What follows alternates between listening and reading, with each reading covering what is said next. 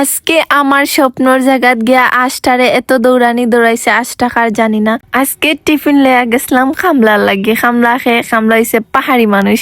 আজকে আমার স্বপ্নের জায়গাত গিয়া আমি অনেক বেশি কষ্ট করছি, কাজ করছি, আলহামদুলিল্লাহ আমার ভাল লাগছে কাজ করতে। হ্যালো গাইস, আসসালামু আলাইকুম। আজকে আমি আমার স্বপ্নের জায়গার টিফিন নিয়ে আইছি খামলা মানুষ। খামলা মানুষ খেয়ে খামলা মানুষ হয়েছেন পাহাড়ি মানুষ। তো আইয়া দেখি তারা বাবা এত মিষ্টি মিষ্টি গল্প করা আর নিজের স্বপ্নের বাড়ি গাইস। ওখানে আমি কইছিলাম না যে আমার স্বপ্নের বাড়ি, তো স্বপ্নের বাড়িতে পাহাড়ি মানুষটা খাওয়াইয়া দিলাম গাইস। সারাদিন অনেক পরিশ্রম করছেন, খাওয়া দাওয়া নাই, অবস্থা নাই, তাইনোর পাও আতর শরীরের কাজ করতে করতে ক্লান্ত হয়ে গেছেন। তো আমি বাসার থেকে তাইনোর লাগি রান্ধিয়া নিয়ে আইসি খাওয়ানি লাগে। তো আমি সামনে বইয়া খাওয়াইলাম, আমার কাছে খুব ভাল লাগে। সবকিছু আমি তাইনোর লইয়া দিলাম আর কইলাম তাড়াতাড়ি খাও, কাজ করতে হইব, কাজ না করলে আমরা এই কোন দিন কাজ খুব বেশি স্পিডে কাজ করো। তো পাহাড়ি মানুষে বইয়া খাইরা তাইন কিন্তু একটা অভ্যাস, তাইন খাওয়ার আগে কিন্তু সবসময় চেষ্টা করেন আমারে খাওয়াইতে।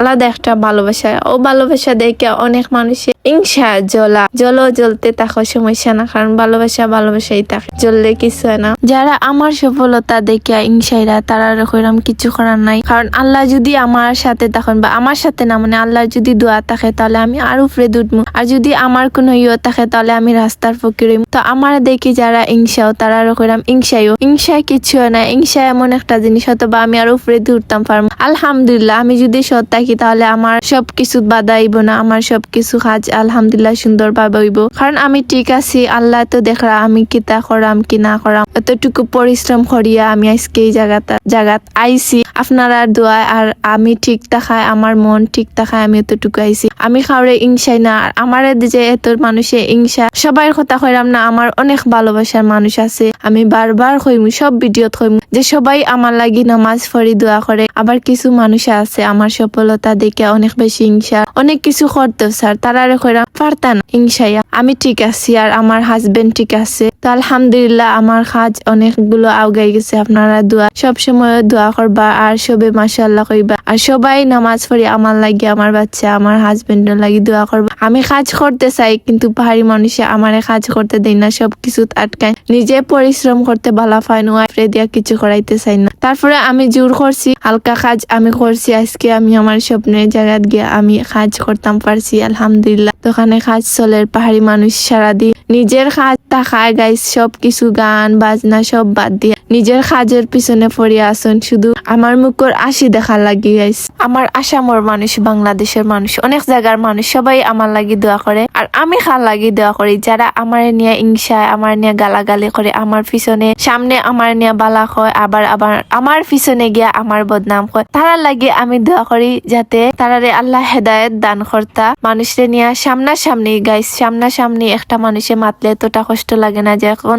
যারা পিছনে মাতে তারা ওইগুলো শুনিয়া অনেক কষ্ট লাগে। যারা আমার নিয়ে মাতামাতি করো তারা লাগে করা মাতামাতি বেশি বেশি করিও, আর আল্লাহ যাতে আমার আলহামদুলিল্লাহ সুখে রাখো। তো আমি আমার স্বপ্নের বাড়িতে কাজ করাম, কারণ আজকে মেস্ত কম আইসো, লাগে নিজের কাজ নিজে চেষ্টা করাম, সবকিছু নিজের হাতে করতাম। যেগুলা ইট মানে আমি রাখছি এগুলোর মধ্যে এখন পানি দিমু, আর আমি আমার স্বপ্নের জায়গাত কাজ করাম আলহামদুলিল্লাহ। তারা রেখলাম দেখো আমি আমার স্বপ্নের জায়গাত কাজ করাম। যারা আমার পিছনে গালাগালি করো, অনেক আছে যে আমার নিয়ে অনেক গালাগালি করো আলহামদুলিল্লাহ আমি ভালো আছি। আপনারা গালাগালি করতেই থাকো আর আমি আমার কাজ চালাইতে থাকি। তো আমি আমার স্বপ্নের বাড়ি কাজ শেষ গাইস, পানি দেওয়া শেষ। এখন আমি এত উপরে উঠছি, এত রিক্সে আমি নিচে নামু, আর পাহাড়ি মানুষ তার বাই দেখরা আমি কাজ করাম কইরা করো তোমার স্বপ্নের বাড়ির কাজ, খালি স্বপ্নের বাড়ি কাজ করিয়া যাতে তুমি আর খাও না স্বপ্নের বাড়ি। আমি তো এমন একটা মানুষ, কাজ করলেই কইমু স্বপ্নের বাড়ি। তো আমার কাজ করা শেষ, আমি এইটো পানি দিয়া আমি এখন বাসার উদ্দেশ্যে রওনা দিবি। কিন্তু পাহাড়ি মানুষ ওখানেও আমার